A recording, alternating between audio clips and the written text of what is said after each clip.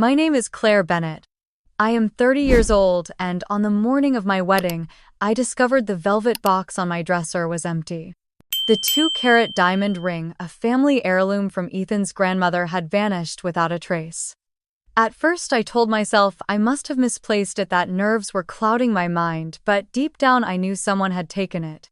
Hours later, whispers spread through my guests about a video of my sister dressed in white smiling with her fiancé, a glittering diamond flashing on her hand.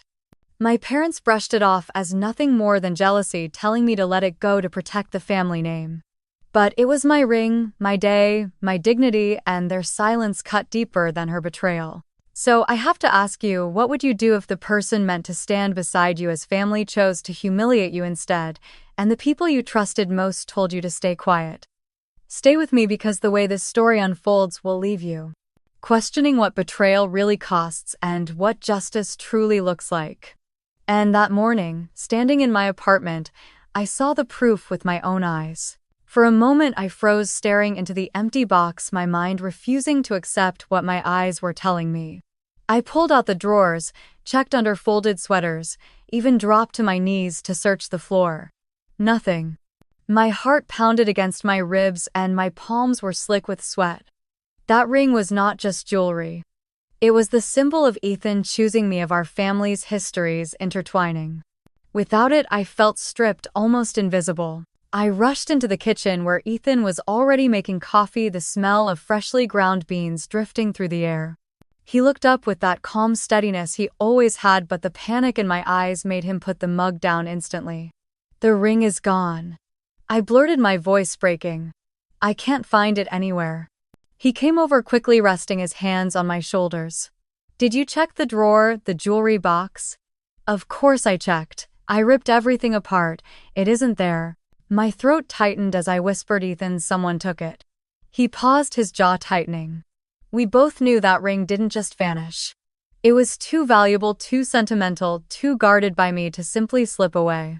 He guided me to the couch, trying to calm me, but his eyes carried a flicker of suspicion that mirrored mine. "Claire, think. Who's been here in the last few days?" My mind scrambled, running through faces, neighbors, friends. Then it landed on one memory, sharp and unsettling. Last night, Meline, my sister. She had stopped by unexpectedly. She said she wanted to drop off some fabric samples, something about making a scarf for Mom. She laughed, walked around the apartment, and at one point I saw her step into my bedroom. I remember calling after her, asking what she was doing. She brushed it off, said she was just admiring the window view. It seemed harmless at the time, but now the memory twisted inside me. Ethan read the change in my expression. "Who, Claire? Who was in there?" "Meline," I whispered, almost choking on the name. "She was here last night. She went into the bedroom. Only for a minute, but what if?" He leaned back slowly, his face hardening in a way I rarely saw. "Your sister." He wanted me to say it out loud, to confirm the thought we both dreaded. I nodded, feeling my stomach churn. The room felt colder, the hum of the refrigerator suddenly louder. I could see the empty ring box still lying open on the coffee table, accusing me, daring me to confront the truth. I pressed my hands against my temples, fighting the wave of betrayal rising in my chest. Meline had always been unpredictable, dramatic, but stealing my ring, our ring, was unthinkable. Yet the evidence was screaming in silence. She was the only one who had the chance. I stood pacing across the hardwood floor, each step echoing my restless thoughts. Ethan stayed seated, his calm presence steadying me even as my world spun. He finally said, "We will figure this out, Claire. Don't jump yet, but don't ignore what you know either." His words grounded me, but fear still clung to my skin. Tomorrow was supposed to be the happiest day of my life, and now I was standing in my living room, staring at the possibility that my own sister had taken the one thing I could not replace. I tried to breathe, but every corner of the apartment suddenly felt suspicious, as if shadows were holding secrets I had overlooked. I pulled open cabinets in the bathroom, looked behind the laundry basket, even searched inside the fridge in desperation. I knew it was irrational, but panic made me frantic. I replayed last night again and again. Meline walking in her eyes, roaming, her smiles stretched too wide. She had hugged me before leaving, and I remember feeling her hand brush against mine in an odd way. Could she have pocketed the ring? Then I sank onto the edge of the bed, staring at the small indentation on the dresser where the velvet box always sat. It had been there for weeks, a little shrine to the life I was about to start with Ethan. I remembered the night he slipped it onto my finger, how his hands trembled, how his grandmother's voice cracked with joy when she told me that the diamond had survived 2 generations of marriages. She said it had weathered wars, recessions, and heartbreak, and now it was my turn to guard it. And here I was the day before my wedding, failing that responsibility. Ethan sat beside me, his hand covering mine. "Claire, we will get it back. No matter what, we're still us. A ring doesn't change that." I nodded, but my chest ached. It did change things. Not between us, but between me and the people I thought I could trust. Family was supposed to stand beside you, not against you. I thought of the countless times Meline had thrown little digs my way, her jealousy barely hidden. The time she called my engagement ring modest, the time she joked that Ethan must not have good taste because he chose me. They had seemed petty at the time, but now they painted a bigger, darker picture. I walked back to the living room, staring at the empty coffee table. The box was still open, its velvet interior mocking me. I imagined Meline somewhere else holding the ring, admiring how it sparkled against her hand. A sickness rose in me, not just anger, but sorrow. It wasn't just about the ring. It was about the possibility that my sister would take joy in ruining my moment. The clock on the wall ticked louder with each second, reminding me that time was moving forward whether I was ready or not. Tomorrow the guests would arrive, the flowers would be delivered, the music would play. Everyone would be watching, expecting to see a bride walking down the aisle with love shining in her eyes. And here I was trapped in a storm of doubt and betrayal, wondering if I could face any of them, knowing what might have been stolen by my own blood. Ethan broke the silence, his voice steady but edged with steel. "We need to call her, Claire. Not accuse her, not yet. But see how she reacts." I swallowed hard, staring at my phone on the counter. My hands trembled as I reached for it, imagining her voice on the other end.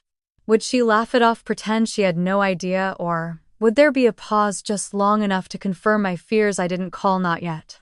Instead, I placed the phone back down, unable to lift it to my ear. I needed to breathe. I needed to think. The morning sun was climbing higher, spilling golden light across the apartment, but it felt harsh, almost blinding. I closed the velvet box gently and slid it back onto the dresser, the absence inside heavier than any weight I had ever carried. And with that, I sat back on the couch, staring into the distance, knowing this was only the beginning of something far larger than I could yet see. I picked up my phone and scrolled through my contacts, my fingers hesitating over my mother's name. Nancy Bennett. Calling her had always been complicated. She was the kind of mother who answered quickly when it was about Meline, but with me it was often half distracted or laced with quiet judgment. Still, she was my mother, and tomorrow was supposed to be my wedding day. I needed her to hear me, to believe me, maybe even to stand beside me in this. The phone rang twice before she picked up. Her voice was warm at first, cheerful, even as if she had been waiting for a pleasant call. "Claire, sweetheart, how are you feeling? Big day tomorrow." The words caught in my throat. "Mom, the ring. The diamond ring Ethan's grandmother gave us. It's gone. I think someone took it." There was a pause, but not the pause I expected. Not the shock or the worry, but something thin and dismissive. "Oh, honey, you probably just misplaced it. You've been stressed. Check your purse or the bathroom counter. I lose things all the time when I'm nervous."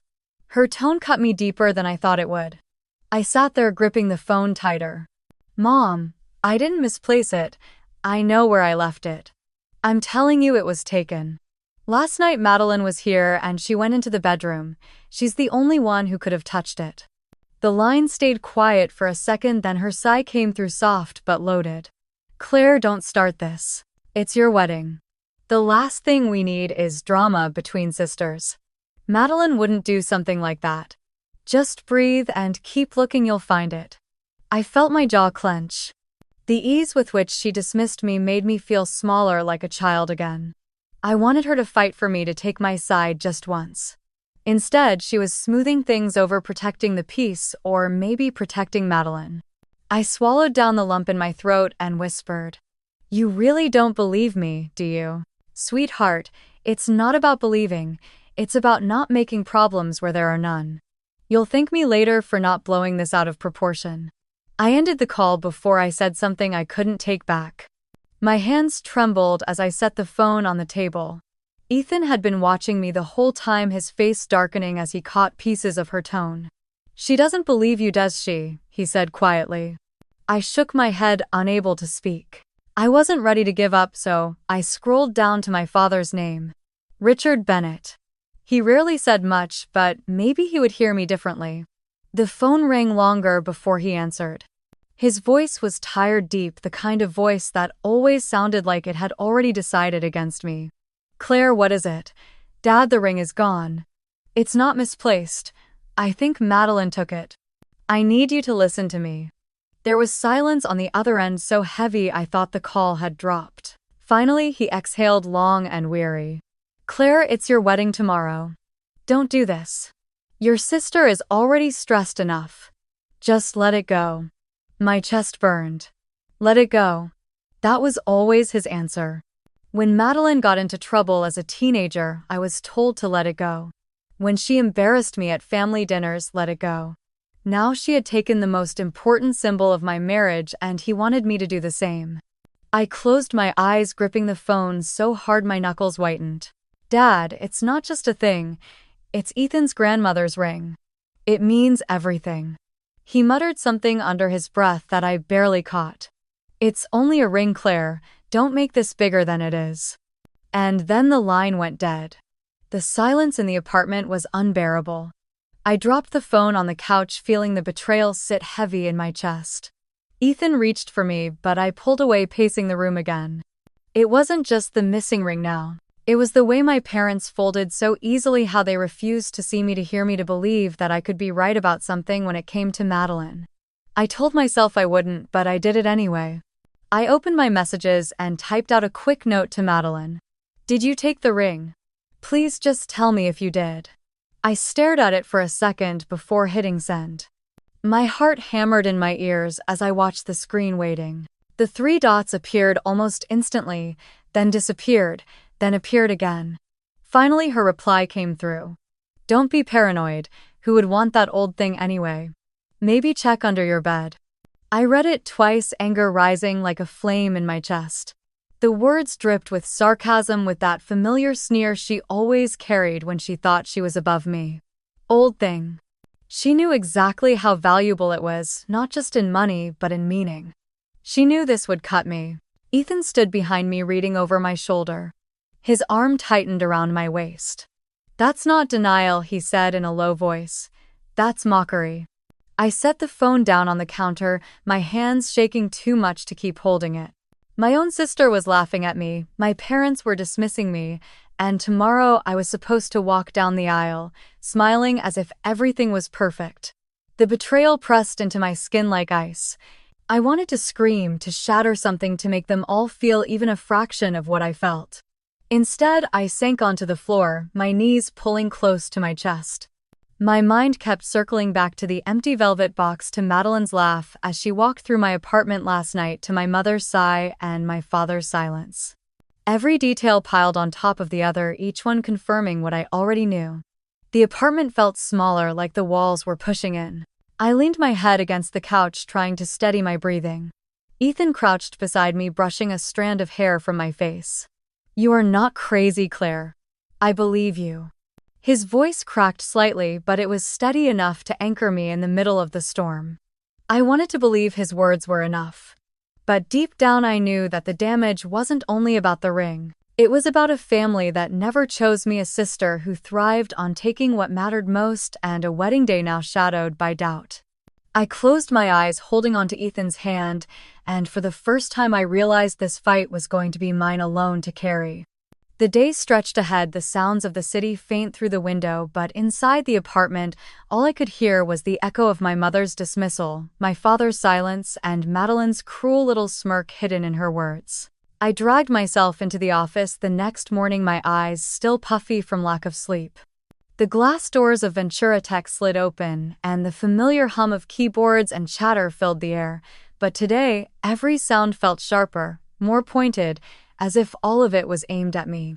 I set my bag down at my desk and tried to breathe normally, but I felt eyes flicking toward me then away just as quickly. Whispers moved faster than emails in this place, and I knew before I sat down that the story had already spread.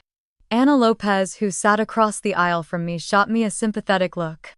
She was one of the few people at work I trusted, someone who never joined in when the gossip started flying. I forced a small smile at her before opening my laptop, but the words around me kept slipping into my ears. "Did you hear?" someone whispered behind me.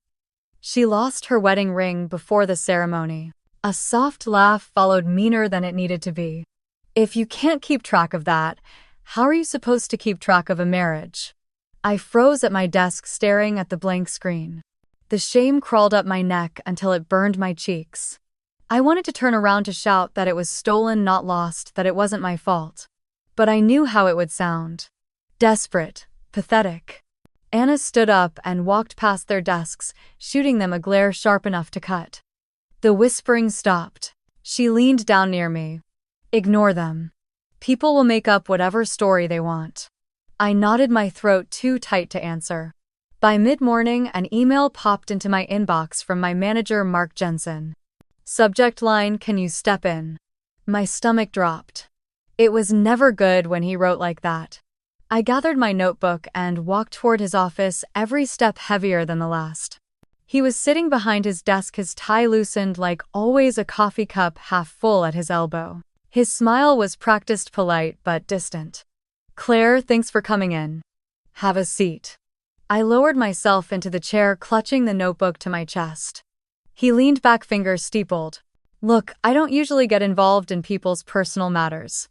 But some of the chatter has been distracting this morning. And we have a very important client pitch next week. I need you sharp, no distractions." I blinked at him, struggling to keep my voice steady. "With all respect, Mark, this isn't just a personal matter. Someone stole my engagement ring. It's been devastating, but I'm still doing my job." He nodded, but his eyes flickered with something like impatience. "I understand, but perception matters. We don't want clients thinking our team can't handle pressure because someone's caught up in drama." His pause on the word stung. "So, I'm drama now," I said softly.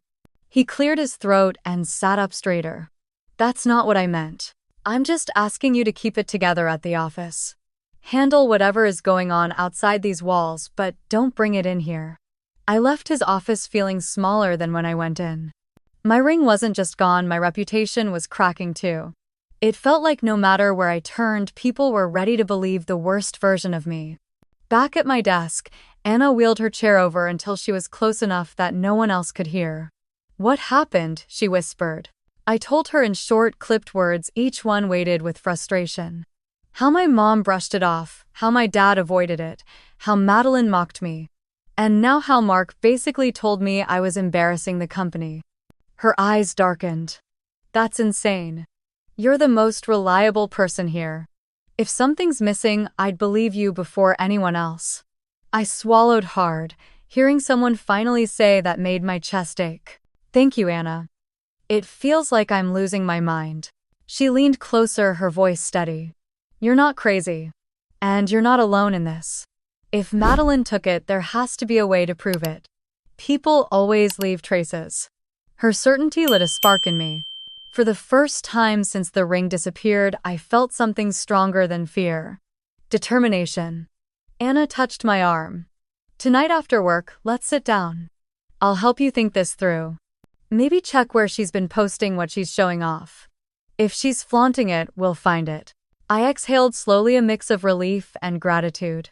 I had been drowning in silence, in disbelief, and suddenly here was someone offering me a lifeline. The rest of the day blurred by, each task at my computer more difficult than the last, as whispers still floated around the office. But instead of sinking into shame, I held on to Ana's words. There has to be a way to prove it. When the clock finally crept past 5, I packed my bag slowly, deliberately, no longer rushing to escape. As Anna caught my eye across the aisle, she gave me a small nod that steadied me. For the first time in days, I felt the tiniest pulse of control returning. I walked out of the building into the San Diego evening, the air tinged with salt from the harbor. The city buzzed around me, but my mind was quieter than it had been since the ring vanished. Maybe, just maybe, this fight was not mine alone anymore. That evening I sat at my kitchen table with a glass of water in front of me, staring at the condensation dripping down the side, and my mind drifted back 2 years earlier. It was the spring of 2021 when Meline had come knocking at my apartment door with her usual dramatic sighs and wide eyes, saying she had a brilliant business plan but needed a little help to get it off the ground. She called it a boutique, a luxury fashion shop on a quiet stretch in La Jolla. She had glossy sketches, mock-ups, and a voice that made everything sound inevitable. She swore she just needed $15,000, a short-term loan, and that with her vision and contacts, she would pay me back in 6 months at most. I remembered how I hesitated that night, sitting across from her as she waved papers in front of me. I had worked so hard to save that money, putting aside bonuses and extra shifts, building a cushion for emergencies. But Meline leaned forward and whispered, "You're my sister, Claire. If you don't believe in me, who will?" Something in me caved, the same soft part of me that had been taught since childhood to make space for her to step aside so she could shine. I wrote the check. By the end of the year, her boutique had folded. Rent unpaid, clothes unsold, racks empty. She stopped answering my texts about repayment. When she finally did, her words were curt, even offended. "Things didn't work out, Claire. You'll get it back when you get it back." Except I never did. The memory burned fresh as I sat through Sunday dinner at my parents' house that weekend. The table was set the way my mother always liked: heavy ceramic plates, candles flickering even though it was barely dusk. My father sat at the head, quiet as always, while my mother fussed over serving dishes. Meline breezed in late, draped in a silk blouse I suspected she hadn't bought herself. Halfway through the meal, I gathered my courage and brought up the loan. "Mom, Dad, do you remember when Meline borrowed $15,000 from me for her store?" The clatter of forks stopped. Madeline's eyes narrowed, a quick warning glance that said I was out of line. My mother frowned and waved her hand. "Claire, really, must we bring this up at dinner? That was a long time ago." "It wasn't that long," I said, my voice tight. "It's still money I worked for, money I never saw again." Meline leaned back in her chair, sipping her wine like the queen of some private kingdom. "Oh, come on, Claire. You act like I robbed you. Businesses fail all the time. That's life." My father shifted, but his eyes stayed on his plate. He reached for his bread as if chewing could silence him. I pressed on. "You promised you'd pay me back. You haven't even acknowledged it." My mother's tone sharpened, cutting the air like a blade. "Your sister was struggling. Family helps family. You had the means. Why begrudge her that?" I felt my chest tighten, the familiar weight of unfairness pressing down again. It was the same script I had lived under since childhood. Meline was the golden child, the one who deserved understanding, excuses, second chances. I was the steady one, the one who didn't need help, the one they could lean on without ever leaning back. I looked straight at Meline. "You didn't just fail, you disappeared. And now my ring is missing. I can't help but wonder if you saw it as just another thing of mine you could take without asking." She laughed, then sharp and careless. "Don't flatter yourself. That ring wasn't even that impressive. Who would want something old and dated like that?" The words sliced through me. That ring wasn't just a diamond. It was Ethan's grandmother's, a symbol of a future I was supposed to be stepping into. Old and dated, she called it, as if erasing its meaning could erase my pain. I set my fork down carefully, forcing my voice to remain steady. "Maybe someone who owes me money. Someone who has always believed my things are theirs for the taking." Silence settled heavy over the table. My father cleared his throat, but he said nothing. My mother shook her head. "That's enough, Claire. Stop making accusations." Meline smirked, twisting her napkin in her lap. "You really need to relax before your big day. No one stole your precious ring. Maybe you just misplaced it like everything else you lose." I wanted to shout, to slam my fist down, but I didn't.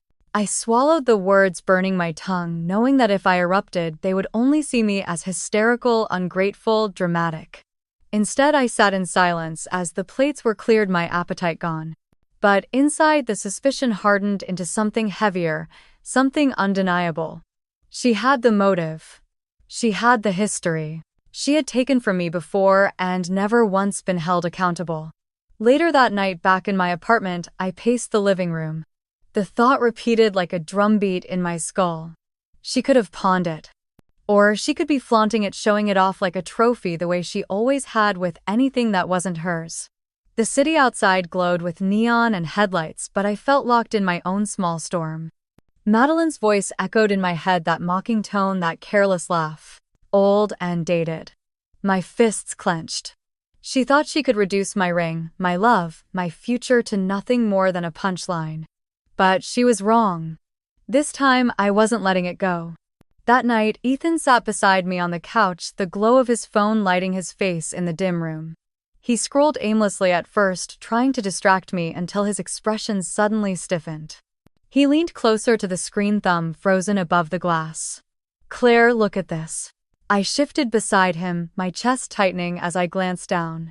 On Madeline's Instagram story, there it was, her hand lifted delicately, fingers curled around the stem of a wine glass. She had angled the shot so the sparkling backdrop of a yacht's deck blurred behind her, but what caught the eye was not the sea or the champagne. It was the diamond glinting at her finger. My breath caught.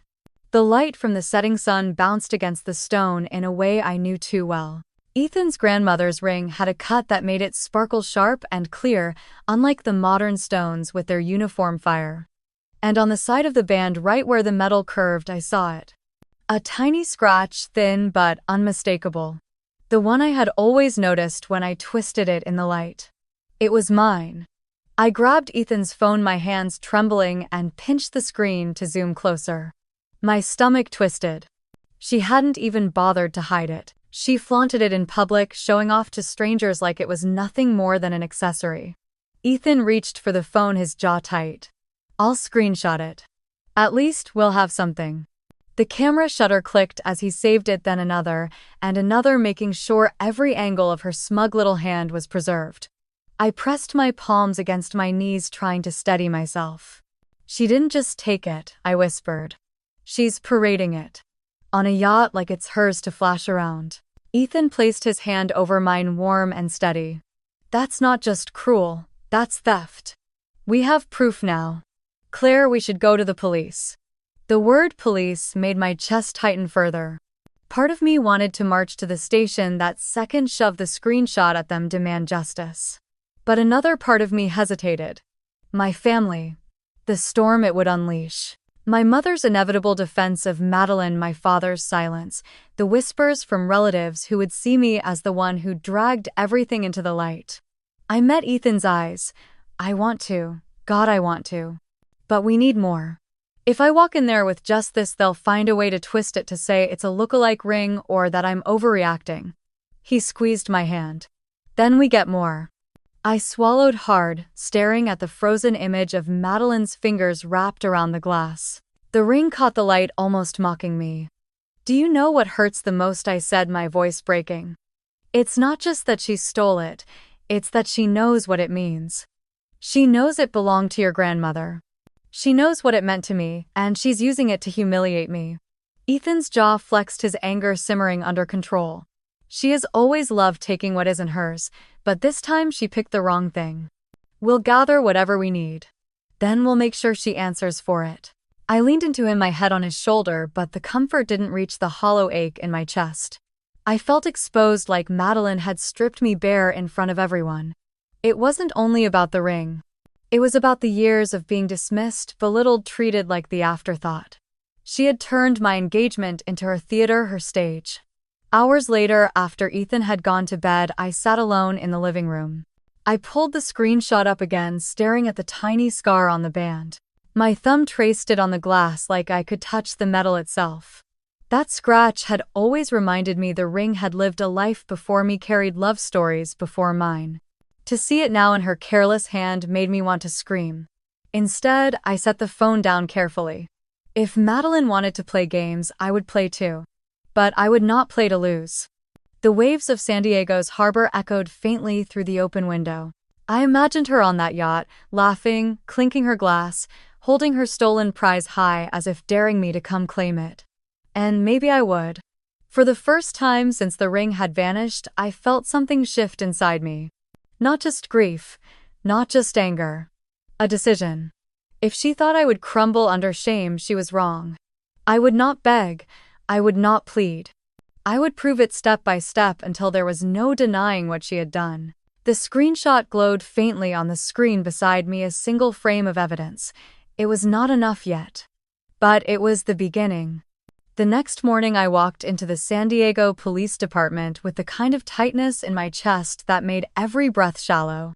The building smelled faintly of disinfectant and old paper, and the low hum of voices carried through the hallways. I clutched a folder against me, stuffed with every document I could gather, the appraisal papers. Ethan's grandmother had kept the insurance certificate, photographs from the engagement party, and the screenshots Ethan had taken the night before. My palms were damp, but I forced myself to stand tall as the receptionist directed me to Detective Harris. He was a tall man in his 40s, his shirt sleeves rolled to the elbows, and his tie slightly loosened as if he had already been at work for hours. His expression was calm but sharp, the kind of gaze that seemed to weigh every detail. He motioned for me to sit across from him in a small office with a metal desk and stacks of case files against the wall. "Tell me what happened, Miss Bennett." My voice shook at first as I explained, but the words soon poured out. I told him about the ring, about how it had belonged to Ethan's grandmother, how it was meant to symbolize our marriage. I described finding it missing on the morning of my wedding and how my sister had been in my apartment the night before. Finally, I slid the phone across the desk, the image of Madeline's hand holding the wine glass enlarged on the screen. "That's the ring," I whispered. "I know it is. The scratch here, this mark, I've seen it every day since Ethan proposed." Harris leaned closer, studying the photo. His eyes narrowed slightly, but his tone remained professional. "Do you have proof of ownership?" I nodded quickly and opened the folder, spreading the documents out on the desk. The appraisal dated back years with Ethan's grandmother's name. The insurance certificate listed Ethan and me as the current holders. Photos from the proposal showed the same ring on my finger. Harris shuffled through them, carefully nodding from time to time. "This is helpful," he said. "But here's the thing. For us to pursue this formally, we need more than a social media post. The ring could have been borrowed, or she could claim it's a different piece entirely." I felt heat rise in my face. "It's not different, it's mine. She took it from my apartment." "I understand," he replied evenly. "But the law requires more. Do you have anyone who saw her in your home around the time it went missing?" I thought back to that night, to Madeline standing in my bedroom with the excuse of needing to fix her makeup. I shook my head slowly. "She was there, but I can't prove she had the ring in her hand." "Then here's what we can do," Harris said, folding his hands on the desk. "We'll file a property loss report noting the value and your claim of theft. We'll need you to sign a sworn statement, and it would help to have Ethan do the same since it was his grandmother's. Beyond that, I suggest we monitor her public accounts. If she keeps flaunting it, we can establish a pattern. And if you can get a witness who saw her wearing it in person, that would strengthen the case." The hope that had carried me into the station began to falter under the weight of legal procedure.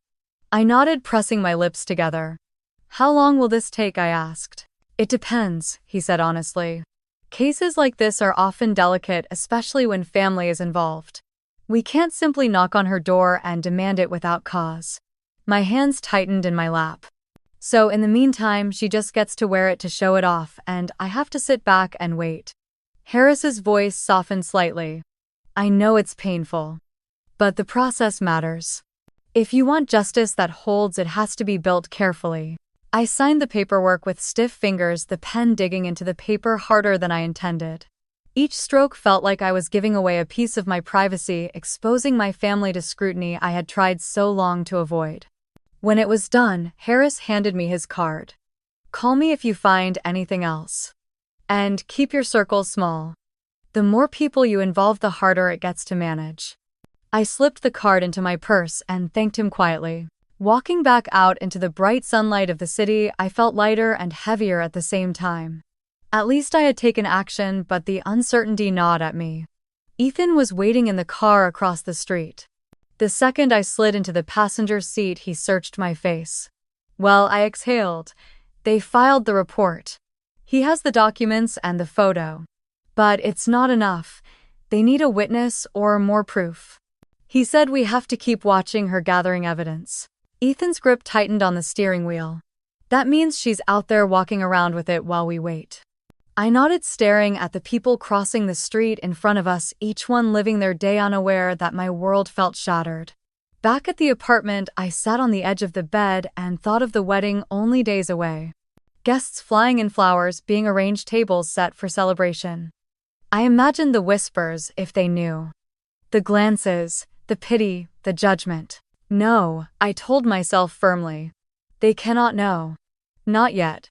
If I let this overshadow the wedding, it will stain everything. So I called the planner, checked on the schedules, smiled through conversations with friends, and hid the storm beneath my ribs. Outwardly, I was the bride preparing for her big day. Inside, every breath carried the taste of betrayal. That night, I lay awake, the ceiling fan circling lazily above me. My mind replayed Harris's calm instructions, his measured tone. Gather evidence. Stay quiet. Be patient. Patience had never felt so much like punishment. I turned on my side, pulling the blanket close, and whispered to myself in the dark. She thinks she's won. She thinks no one can touch her. But I will not let her walk away with it. The room was silent except for the hum of the city outside, and I finally closed my eyes, the decision solidifying within me. This was not over. The night before the wedding, I drove back to my parents' house in La Jolla, the familiar streets lined with palm trees glowing under soft yellow streetlights. My stomach was twisted tight, not from nerves about the ceremony, but from the weight of everything unspoken. The house looked the same as it always had, its stucco walls bathed in the warm glow of the porch light, but I felt like I was walking into a stage set, everyone playing their roles, each line rehearsed. Nancy greeted me at the door with a smile that looked more like a mask. She kissed my cheek quickly and said how lovely tomorrow would be, her voice pitched too high, too bright. Richard stood behind her in the hallway, hands in his pockets, eyes dropping to the floor the second mine met his. His silence was nothing new. At the dining table, the smell of roast chicken and garlic bread filled the air. Everything was arranged perfectly, as if the dinner itself could hold us all together. I sat down, trying to steady my breath, when the front door opened without a knock. Meline stepped inside, heels clicking against the tile. She was wearing a white sundress, casual but deliberate, like she had chosen it to blur the line between mockery and innocence. She tossed her purse onto the counter and walked straight to the table, sliding into the chair across from me as if she owned the place. Her eyes met mine, and for a moment neither of us spoke. The only sound was the clinking of silverware as Nancy fussed over pouring wine and setting extra napkins. I forced myself to focus on my plate, cutting the chicken into small pieces, waiting. But Meline was never one to leave silence untouched. "So big day tomorrow," she said with a smirk. "Must be exciting, all eyes on you for once." My jaw tightened. I kept my tone even. It would be more exciting if my engagement ring hadn't gone missing. Her smile spread slowly, like she had been waiting for me to say it. She leaned back in her chair, swirling her wine glass. "Oh, that old thing I heard, you've been accusing people left and right." I set my fork down carefully. "No accusations, just facts. It disappeared the same night you visited my apartment." Her eyes flashed, but instead of denial, she tilted her head and laughed softly. "Maybe it suits me better. You've always had everything, Claire. The good grades, the job, the fiancé. Why shouldn't I have one thing that shines?" The words cut sharper than I expected, like a blade sliding between ribs. My breath caught, but I didn't let it show. Across the table, Nancy's eyes widened and she reached for Maline's hand. "That's enough, Maddie. This is not the time." Meline shrugged her off. "I'm just saying the truth. Some of us have to fight for scraps, while others are handed everything on a silver platter." I looked at Richard, hoping for some kind of acknowledgement, but he kept his eyes fixed on his plate, chewing slowly as if the food demanded his full attention. The air around us thickened, the sound of the clock ticking in the corner louder than it should have been. I wanted to scream, to slam my fists on the table, to demand the ring back then and there. But instead I folded my napkin neatly in my lap and stared directly at Meline. "You think that ring makes you stronger," I said quietly. "But it doesn't. It just shows who you really are." Her smirk faltered for half a second, and then she scoffed, taking another sip of wine. "Whatever helps you sleep at night." Nancy stood abruptly, her chair scraping the floor. "That's it. Enough about rings and fights. Tomorrow is about joy, about family. Can we not ruin it with this nonsense?" The word nonsense lodged in my chest like a stone. I swallowed it down, pressing my nails into the fabric of my napkin. Meline leaned forward, her voice low but sharp. "You can play the perfect bride all you want, Claire, but deep down you know it. That ring looks better on me." I memorized every word, every flicker of her expression, locking them away in my mind. Evidence. Proof of intent. The law might need more than a photograph, but they could not deny a pattern of arrogance, a trail of statements she could never take back. The rest of the meal unfolded in stiff silence, Nancy trying desperately to chatter about flowers and seating arrangements. Richard nodding absently, Meline sipping her wine like she had already won, and me sitting still, my spine rigid, repeating her words in my head until they were etched in stone.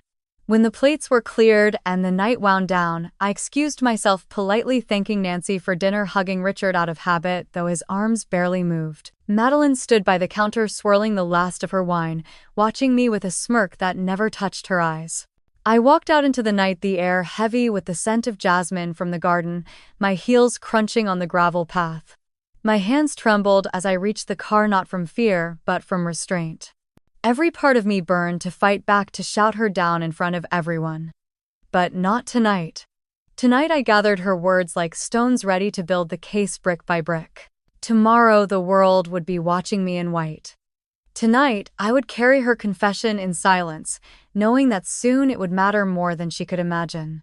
The morning light spilled through the curtains of my hotel room, soft and golden, the kind of light that should have felt like a blessing. Instead, it pressed against me like a reminder, whispering that today was the day I was supposed to feel whole, and yet I was missing something that could never be replaced. My wedding gown hung near the window. Ivory silk glowing against the sun, every seam a testament to months of planning, yet my eyes kept drifting to the bare skin of my finger. Ethan knocked gently before stepping in, his tuxedo, crisp, his smile, calm in a way that always steadied me. He kissed my cheek and held my hands in his, squeezing them lightly. "You look perfect," he said, but I shook my head. "It doesn't feel perfect. Not without the ring." He brushed his thumb across my knuckles, his voice steady and warm. "The ring is just metal and stone, Claire. You are the person I choose, not a piece of jewelry. What matters is us." My throat tightened, tears pricking at the corners of my eyes. I wanted to believe him, to let the comfort sink deep into me, but a part of me couldn't stop thinking of that band of diamond and gold sitting somewhere it did not belong. I nodded anyway, because I didn't want to weigh him down with the heaviness that pressed against my chest. The drive to La Jolla Garden venue was short, the ocean breeze following us down the coastal roads, carrying the scent of salt and blooming bougainvillea. The venue itself was tucked behind wrought iron gates opening into a courtyard framed by palm trees and white roses. Guests milled around in pastel dresses and dark suits, their voices a gentle murmur over the sound of a string quartet tuning their instruments. Inside the bridal suite, I stood before the mirror while Anna adjusted the veil at the crown of my head. Her eyes met mine in the reflection, kind and unwavering. "You've got this," she whispered. "No one is looking at your hand. They're looking at you." The music began before I could respond, the soft swell of strings flowing through the open doors. My heart raced as the coordinator peeked inside, motioning that it was time.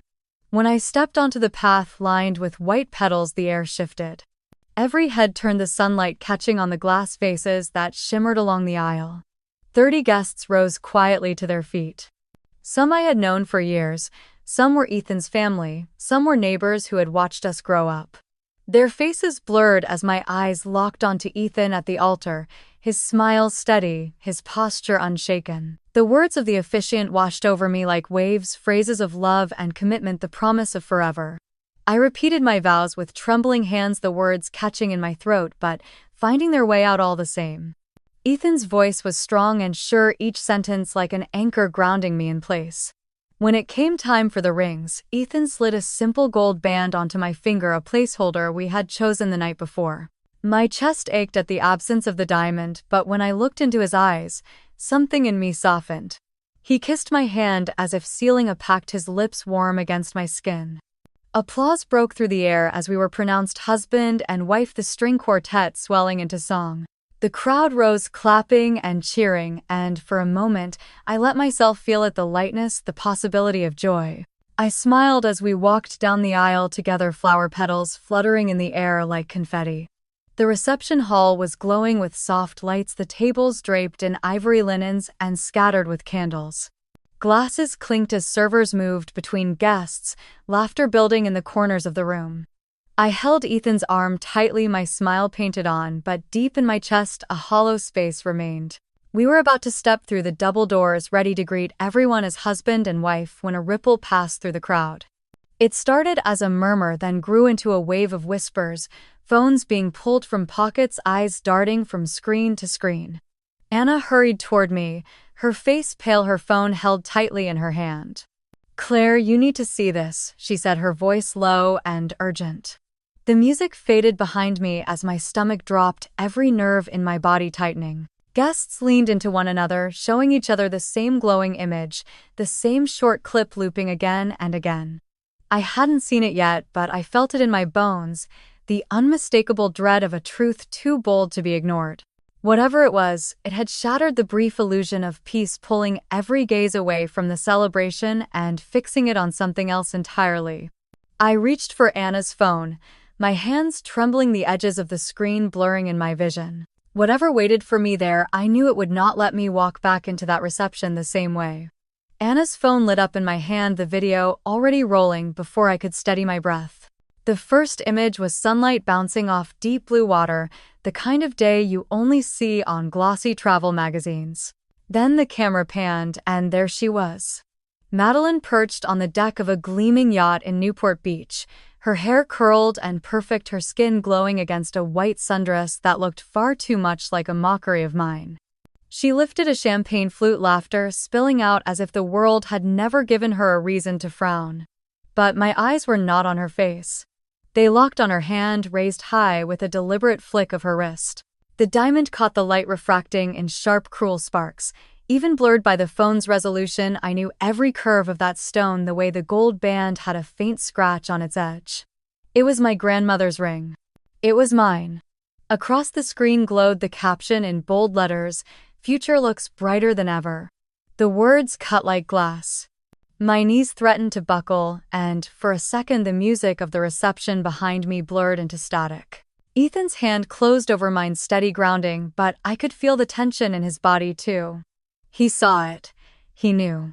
A murmur grew louder among the guests, no longer contained to whispers at the tables. People gathered in small clusters, phones out, showing each other the same clip. I caught fragments of their words as they drifted toward me. "Isn't that Claire's ring? Looks just like it. Oh my God, is that her sister?"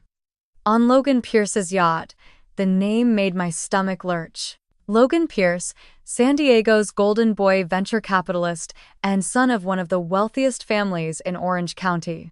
His parties were practically news events, and his yacht was recognizable even in grainy footage. Meline had not only stolen my ring but flaunted it at the most public stage she could find. I tried to move, but my feet felt stuck, as if the polished floor beneath me had turned to tar. Every eye in the room seemed to flicker toward me, then back to their phones. The joy of the ceremony evaporated into a cloud of speculation and pity. Anna's face was pale, her lips pressed tight. "Claire, I am so sorry," she whispered, but even her sympathy felt like another weight I could not carry. Ethan leaned close, his voice firm in my ear. "Don't let them see you break. She wants this, Claire. She wants to take today from you."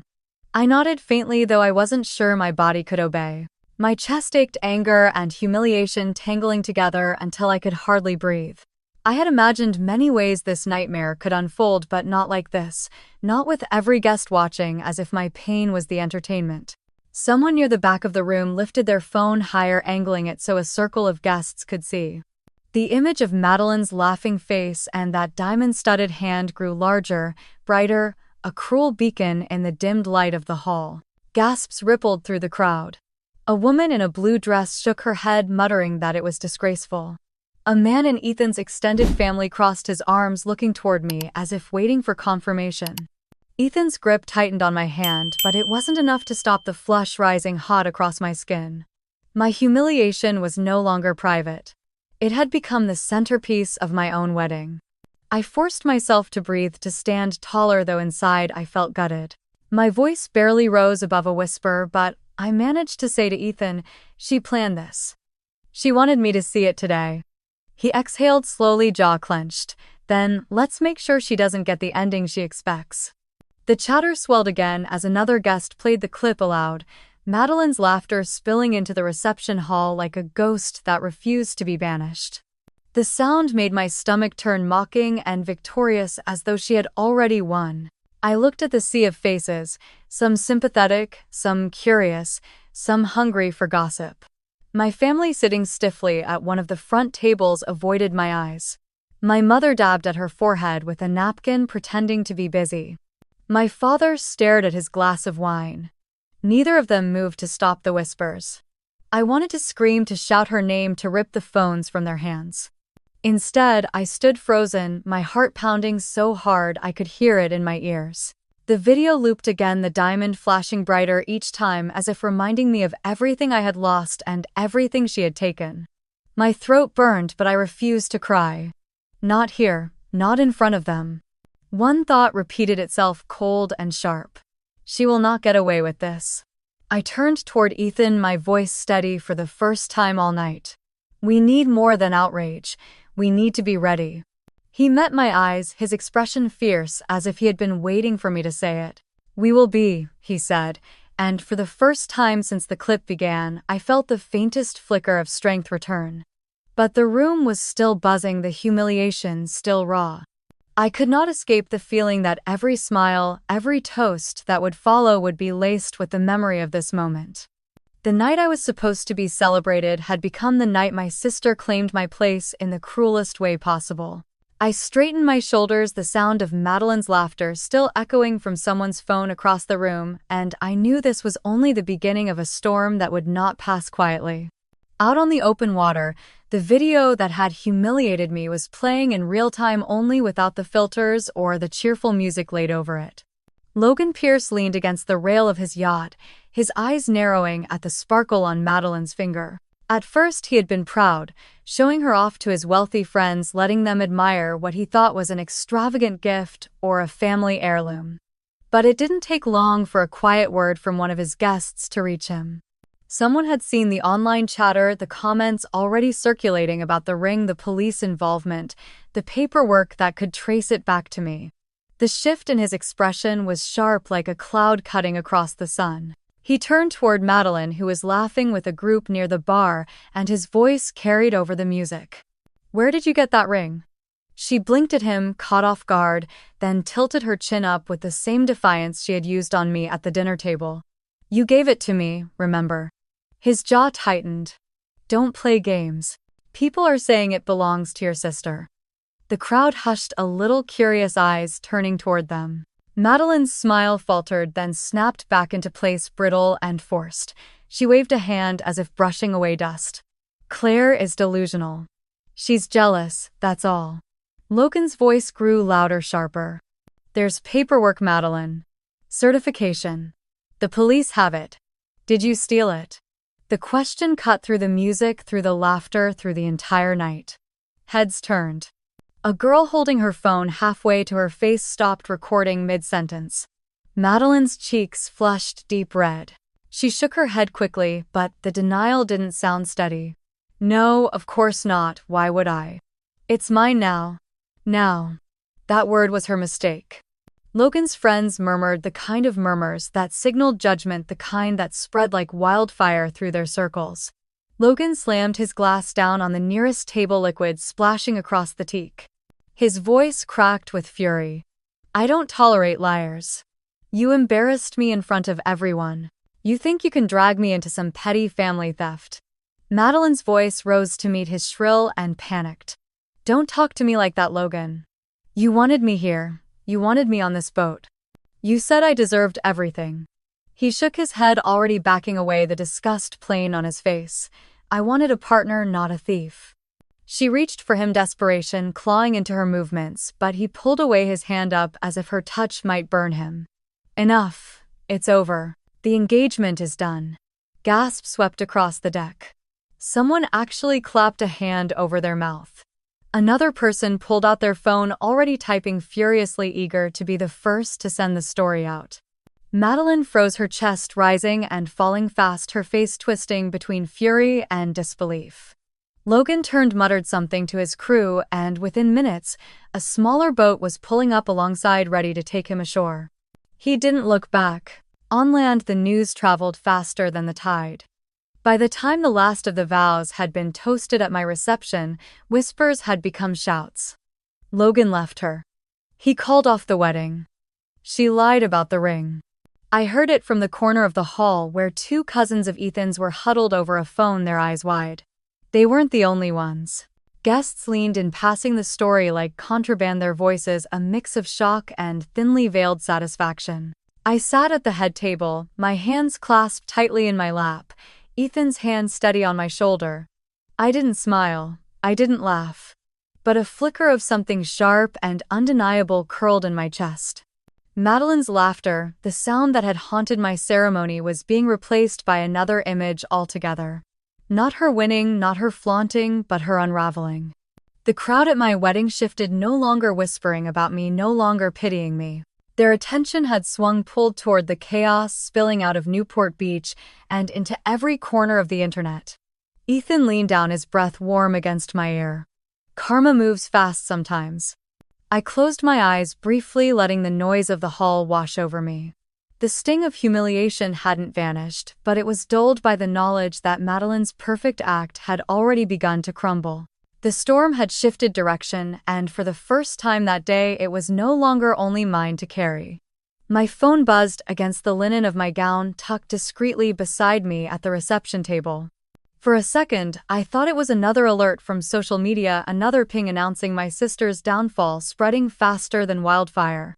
But when I saw the number, my breath caught. It was Detective Harris. I excused myself quietly and stepped into the hall, the muted hum of the reception fading behind me. The detective's voice was steady, calm, but carrying the weight of finality. Claire, we've recovered the ring. It has been secured and logged as evidence. Once the paperwork is complete, it will be returned to you. The words knocked something loose inside me, like a chain breaking after years of pressure. I closed my eyes and leaned against the wall, my hand pressed over my chest. Relief surged through me, so strong, I felt lightheaded. Thank you. I whispered, not just to him, but to the universe, to anyone who would listen. He continued, explaining the procedure. It would take a little time. The chain of custody had to be honored. Reports had to be filed, but the ring was mine again in the eyes of the law. Madeline's time pretending was over. When I hung up, the phone felt warm in my hand, like it carried the glow of justice itself. Back inside, the reception buzzed with whispers. People scrolled on their screens, heads bent together, eyes flicking toward me as if I were both victim and victor. Ethan stood when he saw me return, his brow furrowed with concern until he caught the faint smile on my lips. I told him in a low voice. The police have it.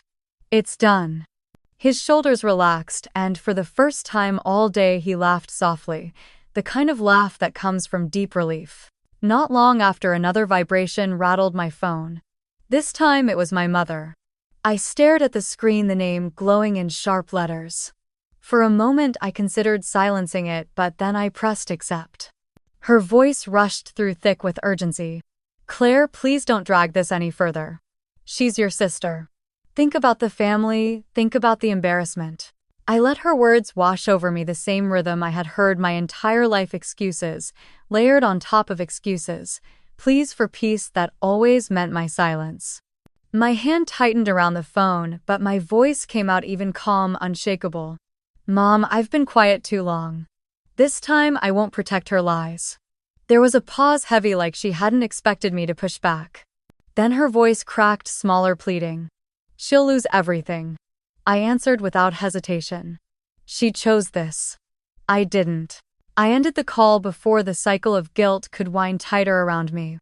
When I looked up, Ethan was watching from across the room, his gaze steady, his presence like an anchor. I crossed to him, and he took my hand without a word. The guests were still murmuring, but their voices blurred into the background. All I felt was the warmth of Ethan's fingers interlacing with mine. For so long, I had tied my worth to objects, to approval, to the fragile hope that one day my family would see me. Now, standing there with the man who chose me, who believed in me, even when the ring was gone, I understood something deeper. He leaned closer, whispering against the noise. You are what matters, not the diamond, not any of it. My throat tightened and I nodded, squeezing his hand back. The weight on my shoulders, the years of being overlooked, diminished, dismissed, began to lift. For the first time, I felt the truth of it. The love between us was stronger than any stone, stronger than any betrayal. I exhaled slowly, the breath steady, almost cleansing. Around me, the reception pulsed with chatter and laughter, some still circling Madeline's downfall, some already drifting back to celebration. But in that moment, all I needed was the man beside me and the quiet strength that filled the space between our hands. The night wasn't over, but the fear that had clung to me for days was gone. In its place was something firmer, something unshakable. And as I looked at Ethan, I knew we were standing on the edge of a future no one could take from us. The music drifted softly from the speakers as the reception carried on, and the glow of string lights above the garden cast everything in a warm, golden haze. Ethan held me close on the dance floor, his hand steady at my back, guiding me through the rhythm of a song I barely registered. For the first time in days, maybe even years, I was not thinking about what had been stolen from me. I was thinking about what I still had, what was mine by choice and not by chance. Guests circled us, some swaying to the music, some talking in hushed voices that rose and fell like waves. I caught snippets about Madeline, her name whispered like a cautionary tale, but it no longer pierced me the way it once would have. Instead, I let myself focus on Ethan, his smile, the warmth of his chest against mine, the promise in his eyes. When the song ended, applause rippled softly across the room. Ethan kissed my forehead and whispered that he loved me, his words so simple yet stronger than any vow we had just spoken. I felt tears burn the corners of my eyes, not from sadness but from the overwhelming relief that I had survived the storm and come out whole. We sat for dinner under the string lights, the tables filled with laughter again, though now it felt different. People glanced at me with respect, with sympathy, even admiration. No one dared say Madeline's name too loudly anymore. It was as if the ring, the scandal, the drama had burned itself into the background, leaving behind only the truth that could not be erased. My father sat at the far end of the table, quiet, his fork pushing food he barely touched. My mother smiled politely, but her eyes were clouded as though she had aged years in just a day. They knew now that their silence had consequences, that the child they had once treated as expendable had found a voice that could no longer be ignored. When the cake was cut, when champagne glasses clinked, I found myself laughing without forcing it. The weight was gone. The humiliation had been burned away. What was left was joy, unshakable and clear. Ethan leaned close, whispering again that this was our real wedding, not the one ruined by theft and betrayal, but the one saved by resilience. Later, as the night air cooled and the last guests lingered near the garden's edge, I walked alone for a moment beneath the lights. My dress brushed softly across the grass and the faint scent of jasmine filled the air. I thought about Madeline, about the image of her laughing on that yacht with someone else's love glittering on her hand. I thought about how quickly it all crumbled for her, how silence had turned to shame. She vanished from social media the next morning, her accounts locked, her posts gone. Logan was nowhere in sight, and word traveled fast that the engagement had been called off entirely. My mother tried again to reach out, but this time she had no demands, only a weary sigh and silence. My father never said a word. For me, there was no triumph in her downfall, no victory dance in her ruin. Only a quiet satisfaction that justice had been done, that the truth had won without me having to raise my voice above a whisper. Ethan came to find me under the lights, his hand slipping into mine again, steady and sure.